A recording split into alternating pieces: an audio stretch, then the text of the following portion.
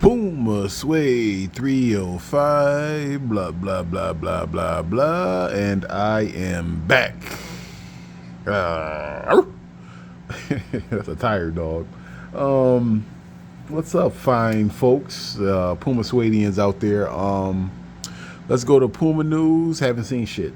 Everything's kind of slow motion because it's getting down to the end of the year. So whatever you can find and scratch and claw to find, if you're lucky, you just gotta be happy that you found it, man. I'm gonna try to backtrack and try to see if I can find some shit that I haven't gotten yet and try to order it or see if I can get it still. Like I said, the Beavis and Butthead shoes, I guess they're supposedly supposed to be released. I want to say whenever the first is. I believe that's Saturday or I believe that's Friday or Saturday, one of those days. So look out for that shoe if you're in the Beavis and Butthead or you just want a really dope shoe. Other than that, I have this fine shoe that I have right here. This is the Puma Aqua Blue. That's what we'll call this. This is just a shoe that I've had for a really long time. I haven't worn it yet. I just had to bust it out, man, because I have to eventually do content on all my shoes. So this was a shoe that was sitting in the dark for a while, so I had to bust it out today. This shoe, this is basic, man. This is basic. The one of the basic colorways. Ain't nothing too special about this shoe if you guys already know. This shoe actually pops real hard on the camera though. So the color is really dope. Just this kind of turquoise blue. It's not like the I believe I have another shoe down here. I know I'm not gonna be able to find that damn shoe. I have a shoe. It almost looks just like this, but it's more of like I guess you would call it like an ice blue. This is more just the aqua type blue. This is still a really dope colorway. This is, $75 in and out, cheapola.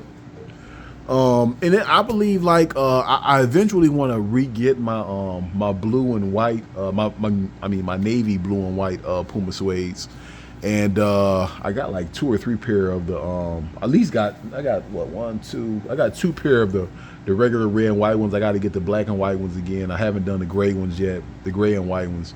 Just the basic colorway sometimes it gets you far, man. And like I said, the blue and white ones, I wear those probably at least 2 or 3 times a week. So those are getting kind of warped right now anyway. So I got to re-up on those.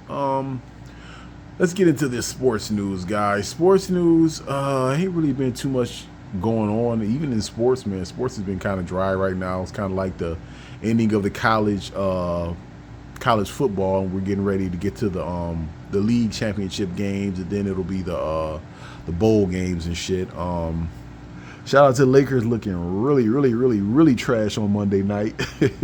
I just was in a hotel and I just happened to see that game, and I was just like, man, this shit is getting out of hand. It is, and the sad thing about them is like you still getting a LeBron James that's doing shit that's just probably never really been seen before. At 38, still being able to kind of play these minutes and get these type of points, man. And then you have somebody sitting on his side that's supposed to be in his prime. He's supposed to be prime rib right now, Anthony Davis, and it's just like this is just what you're getting from him, man. And to tell you the truth, I don't think he was that special in the bubble. I just think nobody fucking wanted to even be there. Like the world was upside down when the bubble was there. And when you hear the stories coming out of that bubble, you can hear like a lot of those players really didn't want to be there. They were just ready to go home and just be with their family, and that's it, man. So I don't know about Anthony Davis. I think that you're really getting to see a player to where it's kind of like when a spotlight is on him, like that, it's just like maybe you was just a big fish in a little pond over there, and you wasn't even that well. I guess you still can say a big fish in a little pond over in New Orleans. So you just look better there, man. And now you at the big stage in Los Angeles, where the big man. If you look historically, you got Shaq, you got Kareem Abdul-Jabbar, you got Will Chamberlain, all of the big men over there. Even Pau Gasol, even Pau Gasol, man. Like you got big man over there, and Andrew Bynum, if he would have never got hurt and went through the shit he went through. Like you got big man that really came and played hard and really was a factor over there. And it's like he just kind of coasting, man. And you making that type of money, man, that ain't coasting money, man. You got to be really out there balling. But that's really what the NBA has become anyway. Like I had that conversation with somebody who in the NBA really is like $100 million player, not even a $200 million. Who's $100 million player? I don't believe it's that many of them. Many of them in there. Like you got Embiid's probably $100 million player. He's been playing. Well, this is the best I've ever really seen him play. You got Giannis. You got You got LeBron James, old as hell, but he's still looking like $100 million player because all the shit that he brings on and off the court as far as fans and all that shit and being a good representative of your team.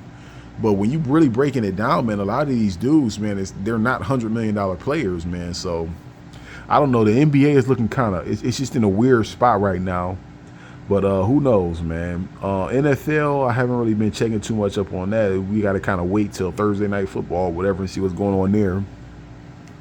Worldly news is funny. I saw this shit with T.I.'s son, and it's just it's not even really sad. It just kind of just shows you how sometimes people are lost and they're looking for something that and this is the funniest thing about all this is when these rappers give people these fake narratives about this, how hard their life really was and what they'll really do to somebody and doing all this shit.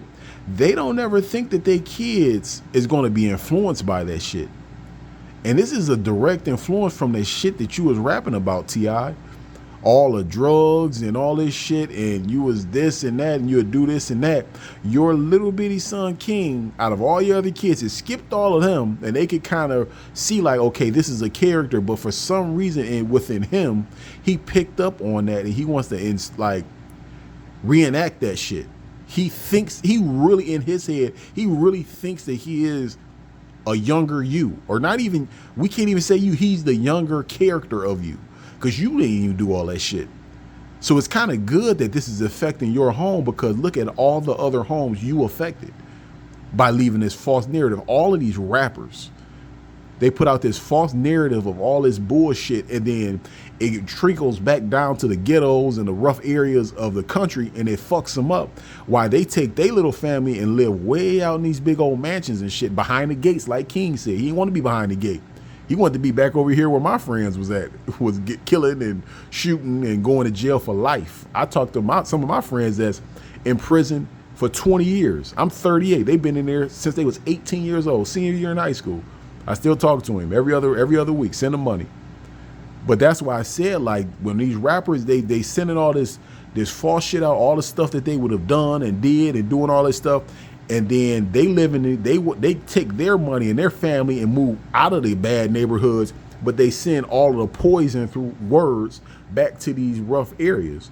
And it affects all of these young kids. And I'm glad that it's affecting his kid. Now you should start thinking about some of the shit that you rapping about. Damn, man. Sometimes when I get to preaching down here, that might be a little bit too much for the for the Puma Suede channel, man. But just sometimes when you grow up in these areas, man, you really can see how it affects a lot of things, man.